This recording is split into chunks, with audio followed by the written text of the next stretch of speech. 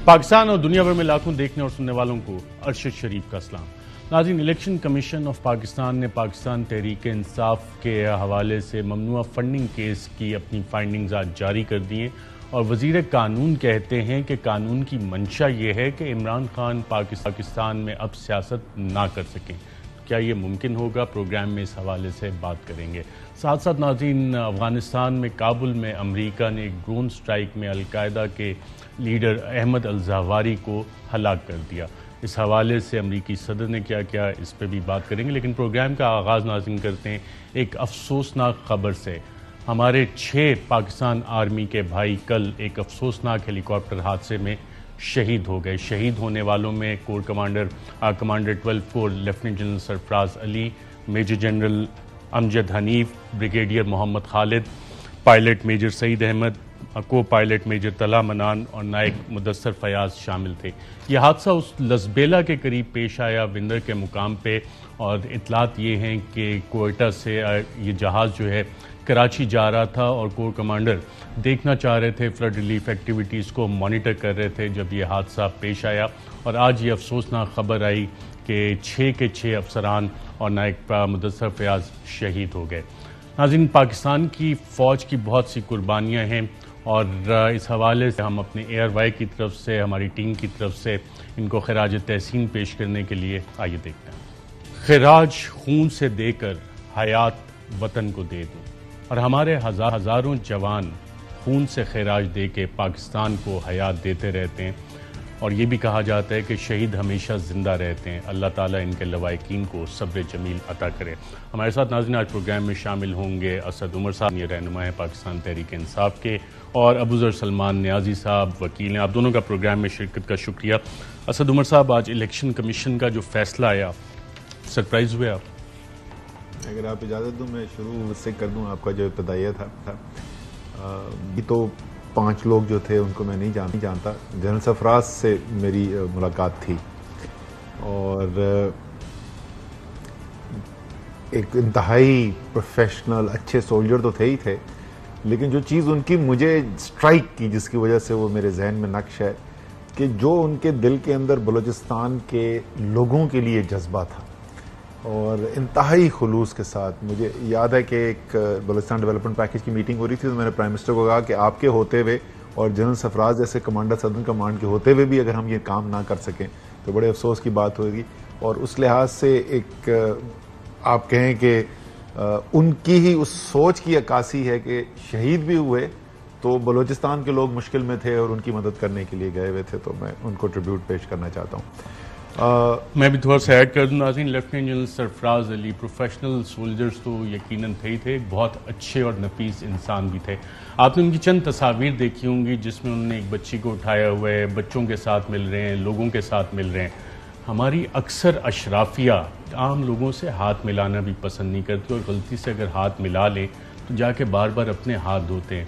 जिस प्यार मोहब्बत के साथ ये लोगों से मिल रहे हैं, हकीकत में भी इतने ही शफीक इंसान थे, इंतहाई नफीस शख्सियत के मालिक भी थे और स्ट्रेट टॉकर, जो सीधी बात करते थे। और अपना जब बतौर DG MI और बतौर कोर कमांडर, मैंने दोनों अदवार में उनके साथ कुछ थोड़ी बहुत इंटरेक्शंस रही हैं, और जितनी भी इंटरेक्शंस हुई उन्हें इंतहाई नफीस इंसान पाया। अल्लाह ताला इन सब को जवार रहमत में जगह दे। फॉरेन फंडिंग, इमरान खान पाकिस्तान की सियासत का हिस्सा नहीं रह सकता, कानून की मंशा ये है, वजीर कानून ने आज कहा। कानून की मंशा तो ये नहीं है, लेकिन इनकी जिंदगी का ख्वाब जरूर ये है। जो इमरान खान ने इनकी सियासत के साथ किया है वो ख्वाब इनका यही है। क्या आप पूछ रहे थे इलेक्शन कमीशन के फैसले में हमें को ताज्जुब हुआ? ताज्जुब नहीं हुआ इसलिए नहीं कि ये फैसला बनता था, इसलिए कि इलेक्शन कमीशन का जो पूरा रवैया रहा है पहले से और ख़ास तौर पे पिछले चंद माह के अंदर, उसमें हमें यही उम्मीद थी, यही तवक्को थी कि जो फैसला आएगा वो कानून की हुदूद के अंदर रहकर नहीं आएगा। उसको रबड़ की तरह खींच के क्या कानून से ऊपर जा के उन्होंने जिस तरह से, आगे तफसील में बात करेंगे हम, तो इसलिए मुझे ये भी यकीन है कि ये कोर्ट के अंदर ठहरेगा नहीं ये फैसला। वफाकी हुकूमत, वजारत दाखिला, वजारत कानून, इस हवाले से काम शुरू कर चुकी है, मे बी रेफरेंस भी भेजेंगे सुप्रीम कोर्ट। इलेक्शन कमीशन में भी एक पिटीशन दायर हो गई है और उसमें कहा गया जी गलत एफिडेविट दिया इमरान खान साहब ने, तो इन्हें नाअहल किया जाए और पाबंदी लगाई जाए इमरान खान साहब पे। अच्छा, मजे की बात यह है वो एफिडेविट एफिडेविट एफिडेविट बोल रहे हैं, वो एफिडेविट ही नहीं है। मतलब एफिडेविट आगे तो तफसील बाद में आएगी, वो एफिडेविट है ही नहीं, वो सर्टिफिकेशन होती है। कानून के अंदर एफिडेविट की नौयत और सर्टिफिकेशन की नौयत बिल्कुल मुख्तलिफ है और मुख्तलिफ उसकी इंप्लीकेशंस होती हैं। वो बाकायदा उसके ऊपर आज मैंने अपनी प्रेस कॉन्फ्रेंस के अंदर वो दिखाया भी था, कागज जो दस्तखत करके चेयरमैन की तरफ से जाता है, तमाम पार्टियों के चेयरमैन को करना पड़ता है, इमरान खान भी उसको करते हैं। तो पहली बात तो उसके ऊपर लिखा हुआ बड़ा बड़ा सर्टिफिकेट लिखा होता है, वो एफिडेविट है भी नहीं। एफिडेविट क्या होता है? वो होता है एक हल्फिया बयान, जिस तरीके से जब हम इलेक्शन के गोशवारे शामिल करते हैं, जमा करते हैं, तो उसके अंदर हम बताते हैं ये हमारे असासे हैं और उन असासों के ऊपर हम हल्फ उठाते हैं कि क्योंकि वो हमारे असासे, जैसे शहबाज शरीफ साहब ने लाहौर हाई कोर्ट में दिया था कि नवाज शरीफ इतने अरसे में वापस आ जाएंगे। ठीक है। अच्छा, ये जो है ये सर्टिफिकेशन में लिखा क्या होता है? उसके अंदर बाकायदा लिखा हुआ है to the best of my knowledge and facts available to me, यानी जितनी मेरे पास मालूमात है उसके मुताबिक के ऊपर कोई कानून के अंदर गुंजाइश ही नहीं है। और ये जितना इन्होंने लिखा है ना, ये भी कानून से तजावुज करके लिखा है, इनके पास ये भी नहीं इख्तियार था लिखने का। राइट। सलमान न्याजी साहब, आपने यकीनन फाइंडिंग पढ़ी है इलेक्शन कमीशन ऑफ पाकिस्तान की, उसमें की फाइंडिंग में आपको क्या चीजें इंटरेस्टिंग लगी हैं? कुछ कानूनी पहलू बताएंगे इसके? देखिए अच्छा साहब, पहले मैं थोड़ा सा क्लियर कर दूं, एक चीज होती है सर्टिफिकेट, एक होता है एफिडेविट। सर्टिफिकेट आप कहते हैं सनद को और एफिडेविट कहते हैं बयान हल्फी को। और बयान हल्फी जो होता है हमेशा वो अंडर ओथ देते हैं टू एक नोटराइज ऑफिसर के सामने आप, तो उसकी लीगल वैलिडिटी भी बहुत ज़्यादा होती है। जो ये इसमें पीटीआई ने दिया हुआ है उसको मैंने देखा है, वो एक सर्टिफिकेट है। अब इस तरह असद उमर साहब ने कह दिया है कि to the best of my knowledge उसमें लिखा हुआ है। और अगर आपने 62(1)(f) की तलवार लेके आनी है और डिस्क्वालिफिकेशन की तरफ जाना है तो फिर एफिडेविट होना चाहिए था। और वो भी अगर होता तो supreme court of Pakistan Khawaja Asif साहब के केस में कह चुकी है कि सिंपल या मेयर मिस स्टेटमेंट जो होती है वो डिस्क्वालिफिकेशन उससे नहीं हो सकती, अनलेस अपने डिसऑनेस्टी या मैलिस या इंटेंशन प्रूव करनी है कि इस बंदे को इस चीज से मटेरियल बेनिफिट था। और ये तो नॉमिनेशन पेपर्स का एफिडेविट भी नहीं था, ये तो एक पार्टी के अकाउंट से रिलेटेड एक स्टेटमेंट थी, एक सर्टिफिकेट था। तो मेरे ख्याल से इस फाइंडिंग से डिस्क्वालिफिकेशन का तो कोई क्वेश्चन अराइज ही नहीं होता। अगर आपने इसको फ्लेक्सिबल करना है, अपनी ख्वाहिश के हिसाब से इंटरप्रेट करना है, तो वो आप जो बिल्कुल ठीक है। सलमान न्याजी साहब, बाकी आप बाद में कंटिन्यू करेगा जो आपने ये वाला पॉइंट है। और असद उमर साहब ने, असद उमर साहब पैराग्राफ 69 पे पॉइंट नंबर के और पेज नंबर 96 जो स्क्रूटनी कमेटी बनी थी, इसका आखिरी पैरा पढ़ के मुझे मतलब समझा सकते हैं? क्या इलेक्शन कमीशन ऑफ पाकिस्तान ने अपनी स्क्रूटनी कमेटी की जो फाइंडिंग थी उसको भी स्ट्रेच किया है पैराग्राफ 8 लिखते वक्त, और इसका मतलब क्या है? जी, ये पहले अगर मैं पढ़ दूं, ये कह रहे हैं कि it is evident from the above fact that chartered accountant of PTI during the scope period did not reconcile PTI's account with the bank statements and तो ऑडिटर को, अकाउंटेंट को उन्होंने होल्ड किया है। और ये भी बता दूं कि इसके बाद बाकायदा पूरा पढ़ लें एक दफा। as per their audit certificates opinion given to the Central Executive Committee PTI which submitted the same to the Election Commission of Pakistan, यानी सेंट्रल एग्जीक्यूटिव कमेटी को जो ऑडिटर्स ने दिए, उस ऑडिटर की रिपोर्ट की बुनियाद के ऊपर उन्होंने आगे इलेक्शन कमीशन को जमा करा दिए। चेयरमैन उसको दस्तखत कर देते हैं। वो कह रहे हैं गलती जो है वो वहां पे रिकंसिलिएशन नहीं हुई थी, उसमें भी कोई मैलिस, कोई खराबी नहीं लिखी हुई, सिर्फ यह है कि रिकंसिलिएशन नहीं हुई। तो इलेक्शन कमीशन कहते हैं grossly inaccurate on the basis of financial statement obtained by the commission and other material record available, right. अच्छा, अब जो सवाल ये है कि पहली बात तो वो जो रिकंसिलिएशन थी, रिकंसिलिएशन भी जमा करा दी गई। आज की जजमेंट है ना, वो लिटरली ऐसे लगता है कि जजमेंट 6 साल पहले लिखी गई थी, क्योंकि जो तमाम रिकॉर्ड जमा कराया गया है, जिन चीजों की उन्होंने खामियां बताई हैं, वो तमाम जो जमा कराई गई हैं, वो सारे के सारा, मैं कहूं को 150 पेज के डॉक्यूमेंट जमा कराए गए थे अनवर मंसूर खान जो हमारे वकील थे उनकी तरफ से, उस सबको डिसरिगार्ड कर दिया उन्होंने। और यहां पर आके उन्होंने ये इस बुनियाद के ऊपर, जैसे मैंने कहा कि पहली स्टार्टिंग पॉइंट ही गलत है कि एफिडेविट गलत है। एफिडेविट है ही नहीं। ये इतनी तो कानून पता होना चाहिए इलेक्शन कमीशन ऑफ पाकिस्तान को कि एफिडेविट और सर्टिफिकेट के अंदर फर्क क्या होता है। वो पहले मैं बता चुका हूं कि दोनों का फर्क क्या है। तो ये तो बिल्कुल ख्वाहिश की बुनियाद पे लगता है कि ये यहाँ पे डीजी लॉ और जो अपनी स्क्रूटनी कमेटी थी उसकी फाइंडिंग को स्ट्रेच किया इलेक्शन कमीशन ने। स्ट्रेच भी मतलब रबड़ की तरह स्ट्रेच किया। इनफैक्ट जो उन्होंने लिखा है उसको इग्नोर किया। स्ट्रेच नहीं है सिर्फ, यानी उन्होंने बाकायदा लिखा है कि ऑडिट रिपोर्ट के अंदर गलती थी जो सेंट्रल एग्जीक्यूटिव कमेटी को ली गई। फैसला तो स्क्रूटनी कमेटी की बेसिस पे आना था, इन्होंने किया ना। तो ये तहरीक इंसाफ का लिखा हुआ पेपर नहीं है। जो स्क्रूटनी कमेटी बनाई गई है वो स्क्रूटनी कमेटी इस नतीजे पे पहुंच रही है कि सेंट्रल एग्जीक्यूटिव कमेटी की कोई गलती नहीं है। उनको जो डॉक्यूमेंट्स दिए गए उन्होंने ऑनेस्टली वही डॉक्यूमेंट आगे पास ऑन कर दिए गए। लेकिन चीफ इलेक्शन कमिश्नर और दीगर कह रहे हैं इमरान खान ने गलती की। चीफ इलेक्शन कमिश्नर तो देखें, एक जरा सा एक चीज जहन में रखें। अब मैंने आज प्रेस कॉन्फ्रेंस में कहा था, एक चीज आप जहन में रखेंगे ना तो सब चीज ये इलेक्शन कमीशन ऑफ पाकिस्तान एक पीडीएम का झैली इदारा है आजकल। ये एक सियासी हरीफ है, ये रियासती इदारा आपने नहीं लगाया है, लोग कहते हैं। आज भी प्रेस कॉन्फ्रेंस में कहा आपने लगाया है। पहली बात तो ये पूरा इलेक्शन कमीशन हमारा लगाया हुआ नहीं है, लेकिन हाँ हम इनमें से इलेक्शन कमीशन के मेंबरान हमारे भी लगाए हुए हैं। और ये मैं पहले भी कह चुका हूं, इससे क्या साबित हुआ? इससे ये साबित हुआ कि इमरान खान डीलें करके पहले लोगों से ओथ पे लेके कि तुम साढ़े बंदे बन के रहोगे, वो नहीं करते। उनको जो मेरिट के ऊपर इनपुट आई उन्होंने उसकी बुनियाद के ऊपर फैसला किया। आप कह सकते हैं चैलेंज करेंगे आप? 100% जी ये फैसला चैलेंज होगा। 2 काउंट पे चैलेंज होगा। एक तो जो इसके अंदर रिपोर्ट्स के अंदर जैसे बहुत ऑब्वियस कानून की खामियां भी तो हमने सिर्फ एक के जिक्र किया है, बाकी भी खामियां हैं, उसकी बुनियाद के ऊपर चैलेंज होगा। दूसरा, हम तौहीन अदालत का केस करने जा रहे हैं। सुप्रीम कोर्ट के 2017 के फैसले के अंदर वाज़ेह तौर पे लिखा गया था तमाम पार्टियों को बगैर तफरीक के ट्रीट किया जाएगा और सबकी स्क्रूटनी एक साथ की जाएगी। हमारी स्क्रूटनी भी हो गई, रिपोर्ट मीडिया के अंदर लीक भी हो गई, 6 महीने मीडिया ट्रायल भी चलता रहा, फैसला भी आ गया और अभी तक कोई नामो निशान नहीं है कि वो जो स्क्रूटनी होनी थी मुस्लिम लीग नून की, पीपल्स पार्टी की, उसका क्या बना। उसके बाद आज से जस्ट 2 महीने पहले 3 महीने पहले हम हाई कोर्ट गए। हमने कहा जी ये डिस्क्रिमिनेशन हो रही है, ये सुप्रीम कोर्ट के ऑर्डर्स को फ्लाउट कर रहे हैं। हाई कोर्ट ने इनको हिदायत जारी की कि आपने साथ चलाने हैं इनको और कोई डिस्क्रिमिनेशन नहीं करनी। तो तौहीन अदालत का केस भी इनके खिलाफ फाइल होगा और ये पिटीशन भी इनके खिलाफ फाइल होगा। सलमान न्याजी साहब, आपने यकीनन ये फाइंडिंग पढ़ी होगी, आरिफ नकवी की जो इंडाइटमेंट और उनका सारा केस चला वो 2019 लेट 2018-19 में, और फंडिंग उससे पहले की है। तो इलेक्शन कमीशन को ये कैसे अंदाजा हुआ कि एक फ्रॉडुलेंट शख्स से जो फ्रॉड में मुलव्विस है उससे पीटीआई ने फंडिंग ली है? ये रेट्रोस्पेक्टिवली अप्लाई हो सकता है? देखें अरशद साहब, ये अगर फैसला पढ़े गौर से ना, इसके अंदर मुझे इलेक्शन कमीशन की मैं बड़ी रिस्पेक्ट करता हूं, लेकिन इसमें बदनीति काफ़ी नज़र आती है क्योंकि ये जजमेंट अजम्पशंस पे भी बहुत इसकी चीज़ें हैं जो बेस्ड है। अब जैसे आरिफ नकवी का इशू है, ये 2017, 18, 19 में पता चला कि इसने कोई फ्रॉड कमिट किया है, तो किया भी होगा, आई एम नॉट श्योर। लेकिन आप कहते हैं कि पीटीआई को मालूम होना चाहिए था 5 साल पहले कि ये बंदा फ्रॉड कर रहा है। तो क्या उनके पास फॉर्चून टेलर था, कोई पाम रीडर था जो उनको बता सकता था फ्यूचर में ये बंदा फ्रॉड कमिट करेगा? तो मेरे ख्याल से एक असम्पशन है कि पीटीआई नोइंगली, वर्ड यूज किया हुआ है, नोइंगली उन्होंने इस बंदे से पैसे लिए और इनको पता था कि ये बंदा एक फ्रॉडलेंट एक्टिविटी में इन्वॉल्व है। तो 5 साल बाद फ्यूचर में उनको पता होना चाहिए था, इलेक्शन कमीशन ये कह रहा है।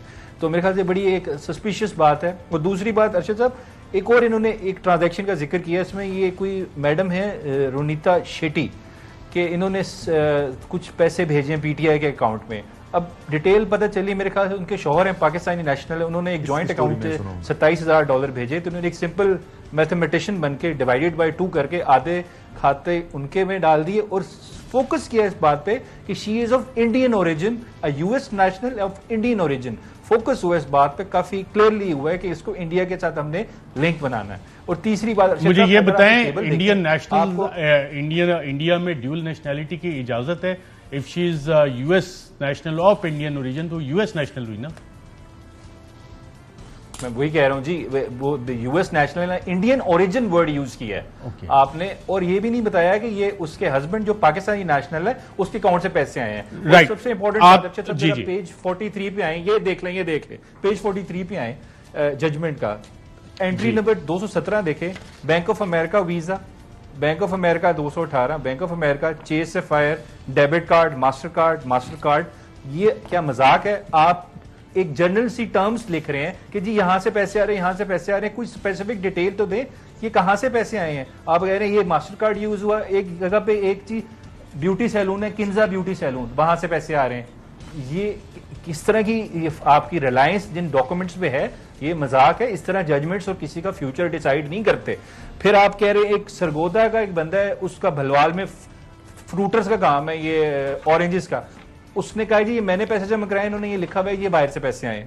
तो बिल्कुल, ये इन्होंने ट्वीट भी किया है। शुएब अहमद बसरा, उन्होंने कहा है मेरी company national food processing factory Bhalwal Sargodha में है, लोकल फर्म है और 10,500 रुपये 2011 में पीटीआई को दिए, जबकि इलेक्शन कमीशन ऑफ पाकिस्तान ने इसे फॉरेन फंडिंग कंपनी कनाडा की शो किया हुआ है। जी इस तरह अर्शद साहब और भी बहुत सारी एग्जांपल चलें आप वो भी देखें। मैं जरा असद उमर साहब से पूछ लूं, आप लोग बार बार कहते थे नवाज शरीफ के भारत के साथ ताल्लुकात तो पता नहीं कौन कौन से आपने निकाल दिए, तो अब तसल्ली है इलेक्शन कमीशन ने आपके शेट्टी रोमिता शेट्टी का linkage Indian origin US national से जोड़ दिया है। लॉजिक क्या है इसके पीछे? कमाल का हुस्न इत्तेफाक। अभी मैं आपको स्टोरी सुनाता हूं, आप दंग रह जाएंगे कि मेरा कितना कनेक्शन है इससे। लेकिन आपके एक बहुत सीनियर साथी सहाफी ने उठा के ट्वीट कर दिया कि इंडियन नेशनल ने इससे पैसा लिया है इमरान खान ने। पहली बात तो वो यूएस नेशनल है, वो इंडियन नेशनल नहीं है। उसके मियाँ का नाम है नासिर अजीज। नासिर अजीज साहब के वालिद साहब जो हैं वो मेरे ससुर के साथ नौकरी करते थे, हम पूरे खानदान को जानते हैं और हमारे दोस्त हैं जो आज के दिन न्यूयॉर्क में उसी नासिर अजीज के घर ठहरे हुए। मैं इतनी अच्छी जगह इसको जानता हूं और वो कह रहे हैं कि ये पैसा इंडिया से आया है। वो नासिर अजीज भेज रहा मुझे तफसील के भाई मेरा तो ये बैकग्राउंड है। देखिए इस तरह के इसी तरीके से जैन टेक्सटाइल वो भी वो फॉरेन डोनर्स की लिस्ट के अंदर जो है वो पीर महल का बंदा है, वो वीडियो बना के बोल रहा है भाई मैं पीटीआई अख्तर जावेद साहब वो टिकट होल्डर भी रह चुका है यहाँ पे। वो सुना देते हैं ताकि नाज़रीन को पता हो कि क्या क्या अख्तर जावेद साहब ने क्या कहा इस हवाले से। आइए देखिए। मियां अख्तर जावेद मेरा नाम है। 2013 में मैं पीटीआई का यहाँ PP89 पीर महल से टिकट होल्डर था। मेरी company Jain cotton private limited 1992 में रजिस्टर्ड हुई थी फैसलाबाद में। हम सारी फैमिली का बिजनेस है, इसमें कोई फान शहरी नहीं है। मैं हूँ, भाई है, वालदा है जो इसकी डायरेक्टर है और मैंने पार्टी को 10,000 रुपये चंदा दिया था जो कि इन्होंने अभी मेरे दोस्त ने बताया कि आपका नाम फॉरेन फंडिंग में आ गया। मेरा ख्याल है इसी तरह सारे जो भी पाकिस्तानी बाहर बैठे हैं उनको इन्होंने फॉरेन फंडिंग ज़ाहिर कर दिया है। हालांकि ये पाकिस्तानी है, मैं पाकिस्तानी हूँ, आज भी मेरी फैक्ट्री यहाँ पीर महल में चल रही है। जिनके खानदान के लोग बाहर बैठे हैं, जिन्होंने चंदे दिए हैं, यहाँ पे दिए हैं या बाहर जो पाकिस्तानी रहते हैं, तो उनके नाम इन्होंने फॉरेन फंडिंग में डाल के ये ज्यादती की है पार्टी के साथ भी और मुल्क के साथ भी। जी नाज़रीन, बरतानिया से बिनिश फरीदी साहब को भी जब आज की रिपोर्ट का पता लगा तो उन्होंने भी अपना वीडियो मैसेज दिया। क्या कहा आइए देखते हैं। आज प्रोहिबिटेड फंडिंग केस का फैसला आया है। फॉरेन नेशनल डोनर्स की लिस्ट में मेरा नाम भी उन्होंने शामिल किया हुआ है, जिसमें मुझे बड़ी हैरत हुई। और मेरे नाम के आगे उन्होंने लिखा हुआ है नॉट पाकिस्तानी। मैं इलेक्शन कमीशन और सारी पाकिस्तान को ये बताना चाहती हूँ कि अल्हम्दुलिल्लाह मैं पाकिस्तानी हूँ, पाकिस्तान में पैदा हुई हूँ, 20-22 साल से यूके में मुकीम हूँ, पीटीआई की सपोर्टर 1996 से हूँ। ये पैसे मैंने 2013 के इलेक्शन से एक हफ्ता पहले पीटीआई के ऑनलाइन ऑफिशियल अकाउंट में ये पैसे मैंने अपनी हक हलाल की कमाई और टैक्स दिए हुई कमाई से ये पैसे मैंने पीटीआई को दिए थे। पीटीआई इमरान खान को भेजे थे। ये कोई फॉरेन फंडिंग नहीं थी, प्रोहिबिटेड फंडिंग नहीं थी, कोई गलत अकाउंट्स के जरिए से नहीं गई थी, डायरेक्ट मैंने उनके अकाउंट में डाली थी। मेरी ईसीपी से गुजारिश है, हमें मुहिब वतन पाकिस्तानियों को गैर मुल्की साबित करने की कोशिश और इनका सिलसिला बंद किया जाए, वरना अगर हमें इसी तरह ये सिलसिला जारी रखा तो हम ईसीपी के खिलाफ कानूनी चाराजोई का हक भी रखते हैं। जी नाज़रीन, आपने सुना। और पाकिस्तान में और बैरून मुल्क जिन जिन लोगों के इसमें नाम आए, अगर आप अपने वीडियो मैसेज में कोई वजाहत देना चाहते हैं तो ट्विटर पे अदील राजा साहब मौजूद हैं, उनसे रब्ता करें या जो लोग नंबर ढूंढ सकते हैं उनसे डीएम करके नंबर लेके व्हाट्सएप पे अपनी वीडियोस भी भेज सकते हैं। सलमान न्याजी साहब, आपको और क्या क्या चीज़ें फ्लोटिंग ऑन द सरफेस नजर आई हैं इलेक्शन कमीशन की फाइंडिंग में? देखें अर्शद साहब, मैं यही कह रहा था, अगर इस तरह की चीज़ें कि एक ब्यूटी पार्लर से पैसे आ रहे हैं, कोई कैब सर्विस के पैसे आ रहे हैं, आपने सिर्फ कार्ड्स मेंशन कर दिए, डेबिट कार्ड, क्रेडिट कार्ड, उनके नाम कंपनीज के लिखती हैं और उसकी बेसिस पे आपने जो अच्छा केस जो बेसिकली शायद इसमें कुछ चीज़ें हो वो भी खराब कर दी। ये जुडिशियल स्क्रूटनी में ये जजमेंट नहीं रुक सकती, या ये इसकी वैलिडिटी जुडिशियल स्क्रूटनी के वक्त, अब ये इसमें क्या होगा, ये बैठे हैं असद उमर साहब पीटीए वाले, इसमें रेड पिटीशन में इसको चैलेंज करेंगे। जब ये चीज़ें वो दिखाएंगे कोर्ट में तो क्या ये जजमेंट ठहर सकती है, ये फाइंडिंग ठहर सकती है? उसमें दूसरी बात, अच्छा साहब, इसके बेस पे अब ये शोर मचा रहे हैं कि जी पार्टी को बैन कर दें। अब फेडरल गवर्नमेंट, उसमें मैं कानून बता दूं, डिक्लेरेशन भेजेगी सुप्रीम कोर्ट को कि this party is working against interest and sovereignty of Pakistan, तो इसको आप डिसॉल्व कर दें।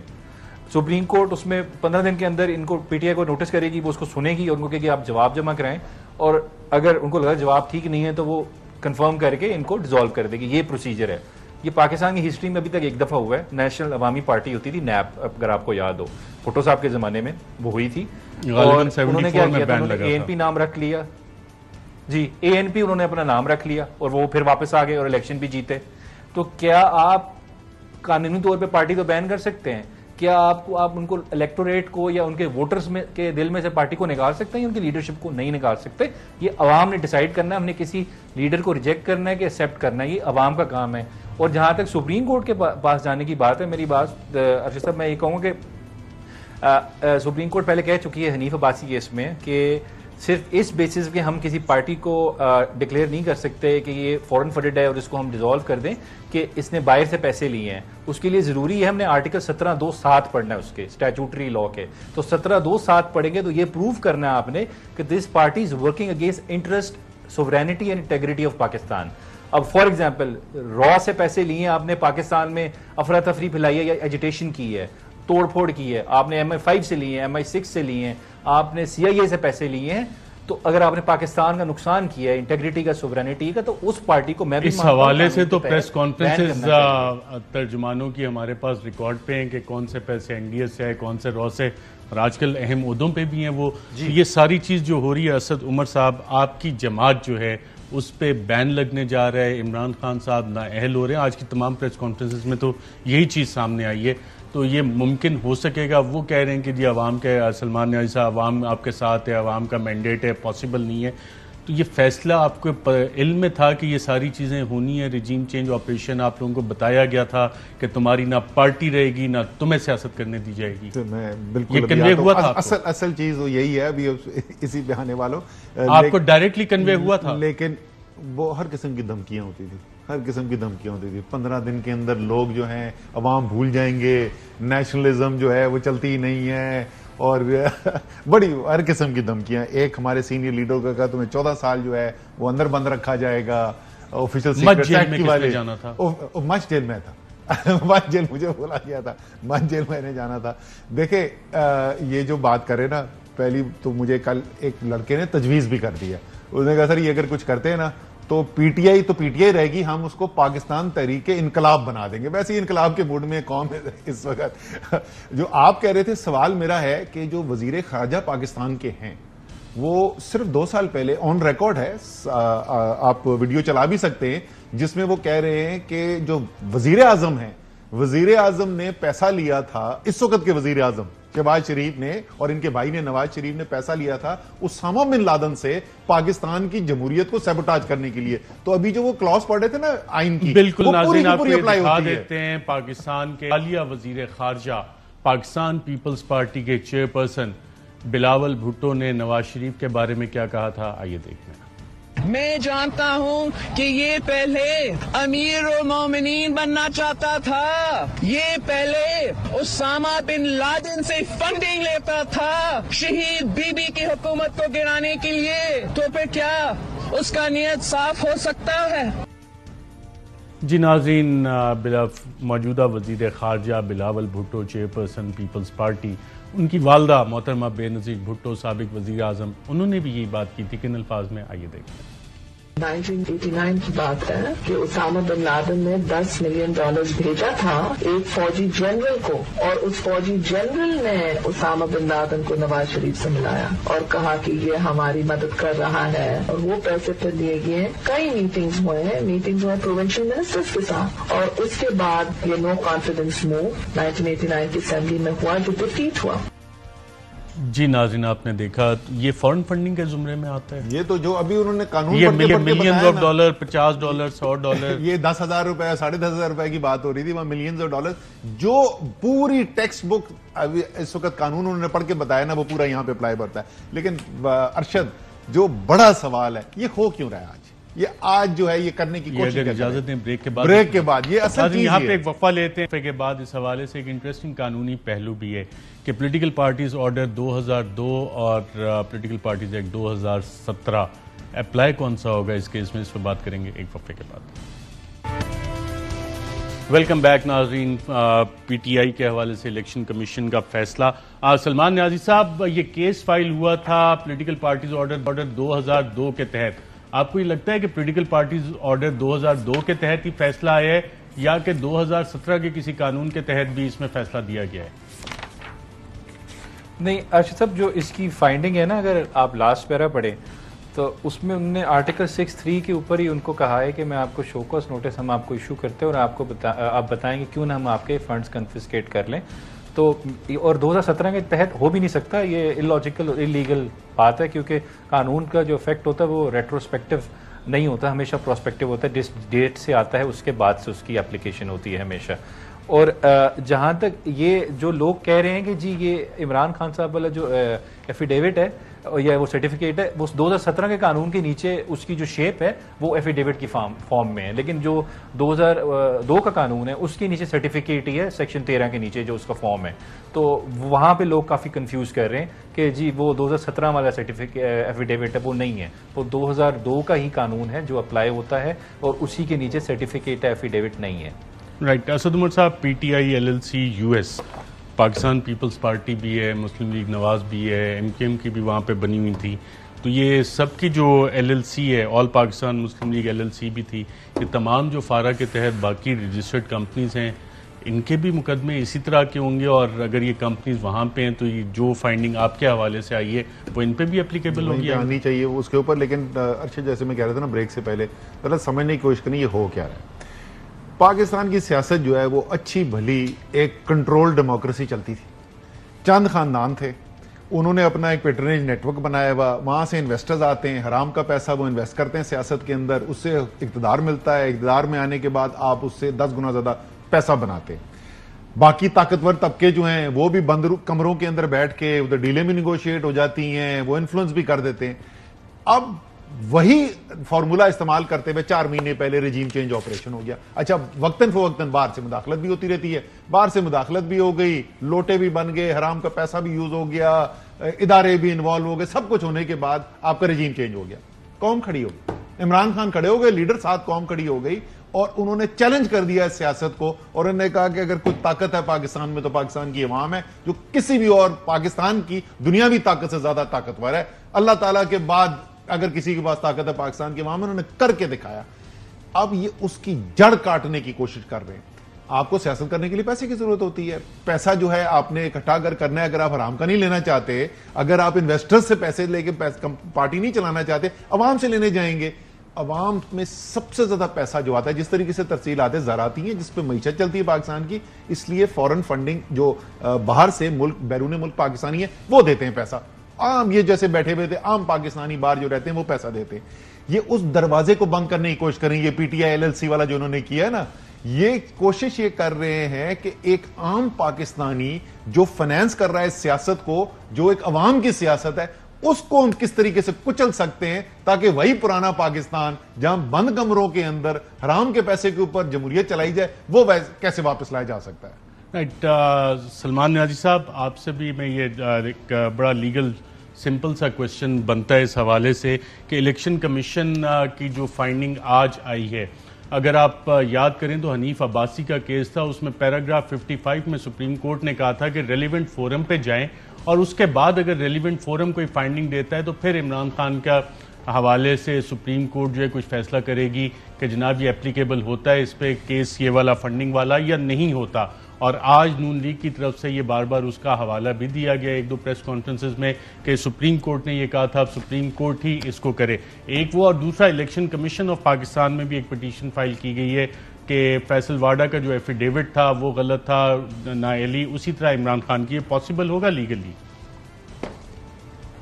देखिए अरशद साहब, ये अगर आप हनीफ अब्बासी वाली जजमेंट है, मेरे ख्याल से वो उन्होंने पूरी नहीं पढ़ी।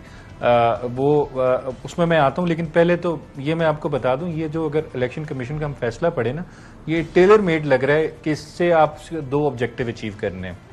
एक आपका ऑब्जेक्टिव ये है कि 62(1)(f) में आप इमरान खान साहब को डिस्क्वालिफिकेशन अचीव करें, और दूसरा ये है कि आप PTI का आर्टिकल 17 ऑफ द कॉन्स्टिट्यूशन में इनकी पूरी पार्टी डिसॉल्व करवा दें। तो इसका ऑब्जेक्टिव मुझे ये लग रहा है, इसका जो ऑफ शूट या रिजल्ट जो निकलना है वो ये, जो कोशिश की जा रही है वो ये निकले।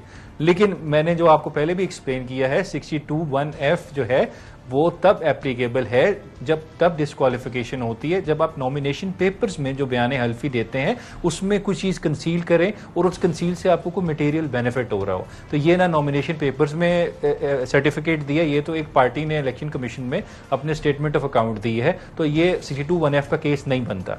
और जहां तक वो पार्टी बैन हो सकती है उस पर हम पहले डिबेट कर चुके हैं, मेरी नज़र में वो नहीं हो सकती, उसका थ्रेशोल्ड बहुत हाई है, टेरिटोरियल इंटेग्रिटी और सोवरेनिटी। बिल्कुल ठीक है। वजीर दाखिला और नून लीग के काफा मुतअद्दिद रहनुमा कह रहे हैं इस पे फुल कोर्ट बने सुप्रीम कोर्ट की वो फैसला करे, कितनी लेजिटिमेट डिमांड है इस हवाले से?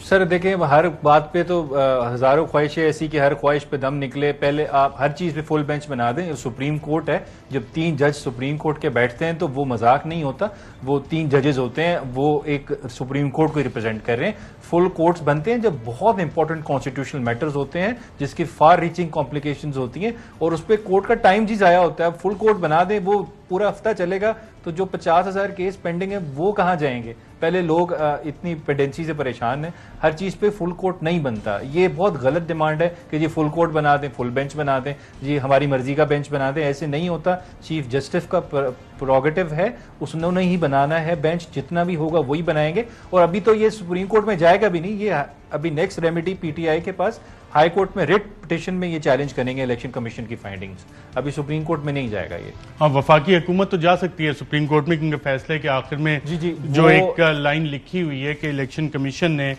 The office is directed to initiate any other action under law in the light of this order of the commission including forwarding the case to the federal government. तो फेडरल गवर्नमेंट को भेजने का मतलब ये है। ये इलेक्शन कमीशन, ये देखें, ये इलेक्शन कमीशन का कोई काम नहीं था ये कर लिखना, उनका काम कन्फिस्केशन तक खत्म हो जाता है ऑफ फंड्स। आगे उनको कोई क्रिएटिविटी दिखाने का, मेरे ख्याल से इनोवेशन दिखाने का जवाब नहीं था। ये फिर इन्होंने ये बात कर दी, तो इधर से मैं फिर कह रहा हूँ, यहीं से बदनीति इलेक्शन कमीशन की मुझे फिर नजर आ रही है।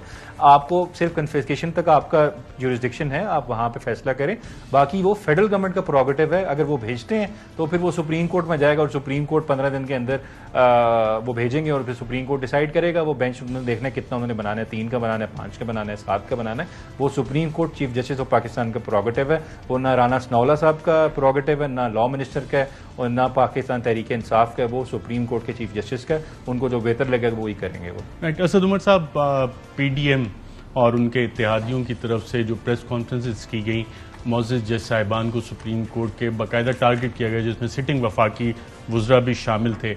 वो प्रेशराइज करना चाह रहे हैं, इन्फ्लुएंस करना चाह रहे हैं सुप्रीम कोर्ट को।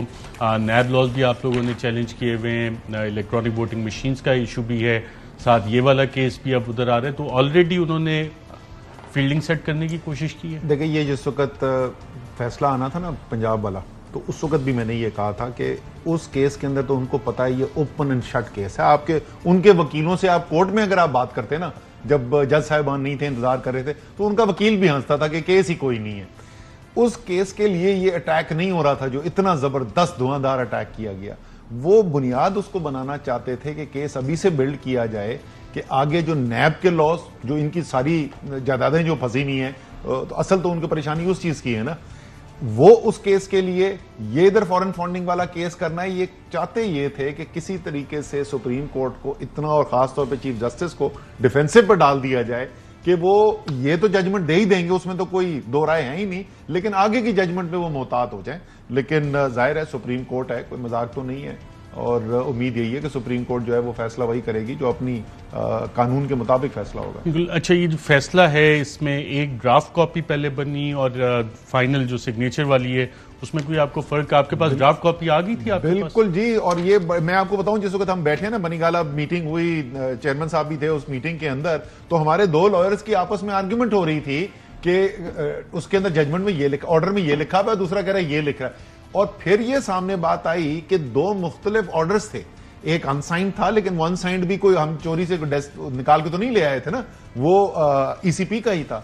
और उसके बाद एक साइंड ऑर्डर है और उसमें आखिर में ये पैराग्राफ, ये जो है ना कि वफाकी हुकूमत को भेज दिया जाए, एनी अदर लॉ इन्वोक कर दिया जाए, जैसे अभी वो कह रहे थे, बिल्कुल सही कह रहे थे कि ये तो इस्तकाक है ही नहीं, ये उनका मैंडेट ही नहीं है। बिल्कुल अपने मैंडेट से तजावुज करके उन्होंने पैराग्राफ, फरमाइशी पैराग्राफ ये ऐड किया गया है। साहब, पाकिस्तान अपने 75 साल जी साहब, ये मैं भी कंफ्यूज हुआ हूँ, ये तो अभी आपने जिक्र कर दी, ये मेरे पास जो कॉपी है इसमें भी फेडरल गवर्नमेंट का जिक्र नहीं है। नहीं, आपके पास अनसाइंड कॉपी होगी, हालांकि कैम स्कैनर वाली कॉपी होगी। ये हम जो स्क्रीन पे दिखा रहे हैं साइन कॉपी है, नीचे देखें कैम स्कैनर लिखा होगा आपके, कैम स्कैनर है। बिल्कुल, ये फिर दो कॉपीज नॉर्मली होती नहीं है, जो फैसला जो एक ही आता है। आखिरी लाइन क्या है आपकी कॉपी में? जी मेरी है, office is directed to initiate any other action under the law in light of this order of the commission. मेरे पास ये है, और ये साइन कॉपी नहीं है। नहीं, ये कैम स्कैनर वाली कॉपी है, लेकिन जी, और जो साइन कॉपी है copy including forwarding the case to the federal government, ये फाइनल फैसला जो साइन है वही होता है। नाज़रीन, यहाँ पे एक लॉयर, जी बताएं। लॉयर मेरे दोस्त हैं, उनसे मेरी काफी बहस हुई है इस बात पे कि फेडरल गवर्नमेंट का जिक्र नहीं है, वो कह रहे थे है। तो ये दो कॉपीज कैसे रिलीज हुई है मुझे इसकी भी समझ नहीं आई। नहीं हुई है, ये बाद में ड्राफ्ट होता है, असल कॉपी वही होती है जिसपे साइन होते हैं, लेकिन फरमाइशी पैरा एंड में ऐड किया यहाँ पे एक वक्फा लेते हैं, वक्फे के बाद दोबारा हाजिर होता है। वेलकम बैक नाज़रीन। 2018 में हमने अबराज ग्रुप और आरिफ नकवी के हवाले से एक और ख़बर दी थी जो वॉल स्ट्रीट जर्नल में आई थी कि $20 मिलियन, यहाँ पे है इशू $2.1 मिलियन जो कि दिए गए। $20 मिलियन का जिक्र क्या आया था उस हवाले से वॉल स्ट्रीट जर्नल में, आइए देखिए। बड़ी खबर यह है कि वॉल स्ट्रीट जर्नल ने एक इंकिशाफ किया और उस इंकिशाफ के मुताबिक के इलेक्ट्रिक के मामलात अबराज ग्रुप और शरीफ बरादरान, जिसमें साबिक नाअहल वज़ीर आज़म नवाज शरीफ साहब और उनके छोटे भाई शहबाज शरीफ साहब का नाम आ रहा है, और मुबैना तौर पे $20 मिलियन कमीशन किकबैक का इसमें जिक्र है। और जो ईमेल सामने आई हैं बकौल वॉल स्ट्रीट जर्नल की स्टोरी के, उन ईमेल्स के मुताबिक या ये पार्टी फंड में दिया जाना था या ये पैसा किसी चैरिटी में दिया जाना था। इस खबर में जो बुनियादी तौर पे बताया गया है उसमें कुछ मामला इस तरह हुआ है कि के इलेक्ट्रिक से शेयर्स का मामला था, और अमरीकी जरीदे वॉल स्ट्रीट जर्नल के मुताबिक अबराज ग्रुप के आरिफ नकवी ने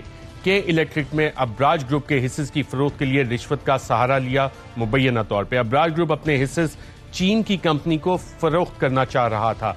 अमरीकी जरीदे वॉल स्ट्रीट जर्नल के मुताबिक मुत्तहिदा अरब इमारात के इदारे अबराज ग्रुप और आरिफ नकवी के माली मामलात की तहकीकात कर रहे हैं। अमरीकी जरीदे वॉल स्ट्रीट जर्नल के मुताबिक मुत्तहिदा अरब इमारात के इदारों ने अबराज ग्रुप का रिकॉर्ड भी हासिल कर लिया और उनमें से चंद ईमेल्स साबिक वजीर आजम पाकिस्तान नवाज शरीफ से मुताल्लिक भी हैं। अमरीकी जरीदे वॉल स्ट्रीट जर्नल के मुताबिक आरिफ नकवी ने अबराज के हिस्से की फरोख्त के मामले पर उस वक्त के वजीर आजम नवाज शरीफ से इस फरोख्त के मामले पर ताउन करना चाहा। अमरीकी जरीदे वॉल स्ट्रीट जर्नल के मुताबिक आरिफ नकवी ने नवाज शरीफ और उनके भाई शहबाज शरीफ को उनके ताउन के एवज $20 मिलियन की रकम की पेशकश की। अदायगी की पेशकश एक कारोबारी शख्सियत नवेद मलिक के जरिए की गई। अमरीकी जी नाज़रीन, साइमन क्लार्क की किताब द की मैन में भी इसका जिक्र है, आइकेरस एक और किताब है इस हवाले से, उसमें भी इसका जिक्र है कि $20 मिलियन यूएस इंडाइटमेंट में भी 3 अदद जिक्र है एग्जीक्यूटिव और 2 अदद पॉलिटिशियंस का। कि $20 मिलियन का कोई हिसाब किताब, कोई अता पता आप लोगों ने पिछले 3 साल में किया?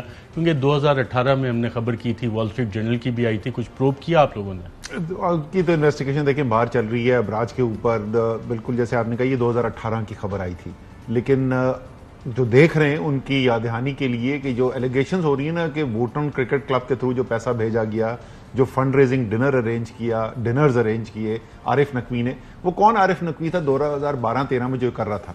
वो पूरे मिडिल ईस्ट का सबसे बड़ा प्राइवेट इक्विटी फंड चलाने वाला था। पाकिस्तान से बाहर पाकिस्तानी कामयाब तरीन जो पाकिस्तानी जो थे उनमें से एक था। उसकी कंपनी के अंदर बिल गेट्स इन्वेस्टमेंट कर रहा था, दुनिया के प्राइम मिनिस्टर्स और प्रेसिडेंट्स उसके साथ उठ बैठ रहे थे। सो एक बहुत ही अच्छे रेपुटेशन के आदमी ने उस वक्त हमारी ये फंडिंग की थी। कोई इल्जाम नहीं था। ये जितने इल्जामात लगे आरिफ नकवी के पास, हो सकता है दुरुस्त हो सकता है गलत हो, मुझे तो नहीं पता कि इनमें से दुरुस्त है ये गलत है, लेकिन ये इल्जामात उसके 5 साल के बाद आए हैं उस वक्त के निस्बत जिस वक्त ये पैसा दिया गया जो इस रिपोर्ट के अंदर जिक्र है जिसका। सलमान न्याजी साहब, आपके ख्याल में फॉरेन फंडिंग या प्रोहिबिटेड फंडिंग ये तमाम सियासी जमातों के लिए कितना बड़ा लीगल इशू है?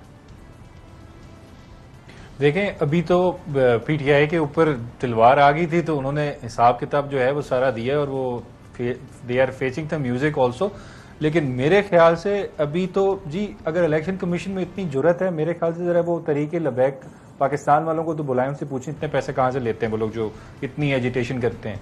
और अभी मेरे ख्याल से इस्लामाबाद हाई कोर्ट का ऑर्डर है कि बाकी पार्टीज का भी आप करें ऑर्डर, ये केस चलाएं और साथ ही फैसला करना चाहिए था, लेकिन अगर नहीं किया तो मेरे ख्याल से अब उनको प्रोपराइटरी डिमांड्स के आर्टिकल 25 है कॉन्स्टिट्यूशन का, जो डिस्क्रिमिनेशन को के खिलाफ प्रोटेक्शन देता है, कि अब बाकियों का फैसला भी कर दें, ताकि इलेक्शन कमीशन पे जो सवालात उठ रहे हैं उनके कॉन्डक्ट पे कि जी वो डिस्क्रिमिनेटरी बिहेवियर है, उनका एटीट्यूड है, वो उससे बाहर आए और अपना दे शुड राइज अबव और एक फैसला करें जिसमें सब आए और सब हिसाब दें। ये नहीं कि आप एक को पिक एंड चूज करके एक बंदे को आप कहें जी इस चीज का जवाब दो, बाकी सबको कहें जी आप बैठ जाएं, आपने इसका जवाब नहीं देना। आप कॉन्स्टिट्यूशन डिमांड करता है, law of the land demand करता है कि आप सबसे हिसाब लें, और मेरे ख्याल से लेना भी चाहिए। और जो खासकर जो रिलीजियस पार्टीज हैं, देखिए उनकी फंडिंग में बड़े इश्यूज हैं, उनको भी जरूर पूछना चाहिए और उनका भी हिसाब लेना चाहिए। जो पाकिस्तान की पॉलिटिक्स में पार्टिसिपेट कर रहा है कि वो फॉरेन फंडेड है, फंडिंग कहाँ से आ रही है, इन सब के जवाब होने चाहिए। जल्दी से ऐड कर दूंगी इसके अंदर कि जो स्क्रूटनी कमेटी सुप्रीम कोर्ट के ऑर्डर के बाद बनी थी, वो मुस्लिम लीग नून, पीपल्स पार्टी और तरीके इंसाफ की एक साथ बनी थी। हमारी स्क्रूटनी कमेटी रिपोर्ट भी आ गई, केस भी चल गया, मीडिया ट्रायल भी हो गया, फाइनल डिसीजन भी आ गया। अभी तक केस चलने नहीं शुरू हुए मुस्लिम लीग नून और पीपल्स पार्टी के। आप पौने 4 साल हुकूमत में रहे, आपको किसी इस रिपोर्ट के मुताबिक या आपके इल्म में हो कोई फॉरेन गवर्नमेंट ने आप लोगों को पैसे दिए हों? और ये तो आप रिपोर्ट खुद पढ़ लेना, उन्होंने तो नाम दे दिए, इसमें कहीं फॉरेन गवर्नमेंट का नाम आपको कहीं नजर आ रहा है? पाकिस्तान में क्या कोई ऐसी सियासी जमात या जमातें हैं जिनको फॉरेन गवर्नमेंट भी फंड करती हैं? मैं आपको बताता हूं, 2013 के इलेक्शन से पहले एक फ्रेंडली कंट्री ने ऑफर किया इमरान खान को कि हम आपको फंडिंग करते हैं। हम लोग कमरे में बैठे थे, इमरान खान ने पूछा आप क्यों दे रहे हैं मुझे ये पैसा? उन्होंने कहा हम तो सब पॉलिटिकल पार्टीज को देते हैं, और इमरान खान ने मना कर दिया था कि थैंक यू वेरी मच, सिर्फ आपकी नेक ख्वाहिशात बाकी पॉलिटिकल पार्टीज के रिकॉर्ड मौजूद हैं। जनाब असद उमर साहब, सलमान न्याजी साहब, दोनों का प्रोग्राम में शुक्रिया। नाज़रीन, आज के प्रोग्राम में इतना, इजाजत दीजिएगा, अल्लाह हाफ़िज़। अहम तरीन खबरें अब एक क्लिक की दूरी पर, आपके पसंदीदा टॉक शोज हों या अहम मुल्की या गैर मुल्की शख्सियात की न्यूज कॉन्फ्रेंसेस, हर लम्हा बाखबर रहने के लिए सब्सक्राइब करें हमारा YouTube चैनल। मौसम की सूरत हाल हो या खेल के मैदान से खबरें, अपने मोबाइल फोन से मुल्की और बैनुल-अक़वामी अहम खबरों तक रसाई के लिए डाउनलोड कीजिए मोबाइल ऐप। बावसूख ज़राए से मुसद्दिका खबरों, तज्ज़ियों और तबसरों से मुस्तफ़ीद होने के लिए विजिट कीजिए पाकिस्तान की सबसे बड़ी न्यूज वेबसाइट www.arYnews.tv। इन सब के अलावा पाकिस्तान का सबसे बड़ा फेसबुक पेज हो, सबसे बड़ा न्यूज इंस्टाग्राम अकाउंट या फिर ट्विटर, ARY न्यूज पहुंचा रहा है खबरें सबसे पहले आप तक, ताकि आप रहें हर लम्हा बाखबर।